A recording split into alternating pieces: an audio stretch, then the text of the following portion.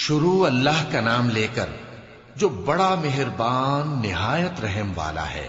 فجر کی قسم اور 10 راتوں کی اور جفت اور طاق کی اور رات کی جب رخصت ہونے لگے، اور بے شک یہ چیزیں عقل مندوں کے نزدیک قسم کھانے کے لائق ہیں، اس بات پر کہ کافروں کو ضرور عذاب ہوگا۔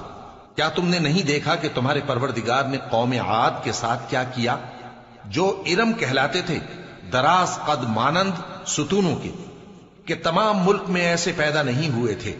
اور سمود کے ساتھ کیا کیا، جو وادی قرا میں چٹانیں تراشتے تھے؟ اور فرعون کے ساتھ کیا کیا، جو خیمے اور میخیں رکھتا تھا؟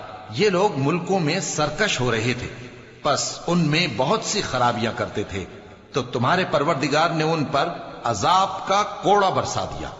بے شک تمہارا پروردگار طاق میں ہے۔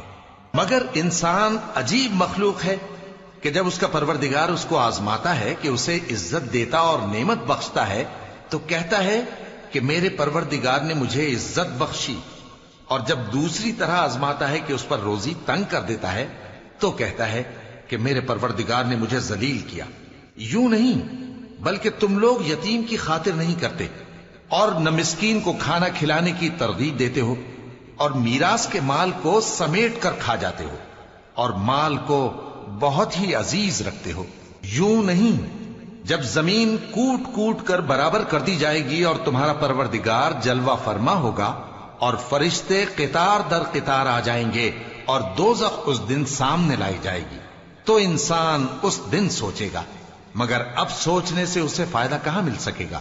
کہے گا کاش میں نے اپنی اس زندگی کے لیے کچھ آگے بھیجا ہوتا، تو اس دن نہ کوئی اللہ کے عذاب کی طرح کا عذاب دے گا اور نہ کوئی اس کے جکڑنے کی طرح جکڑے گا۔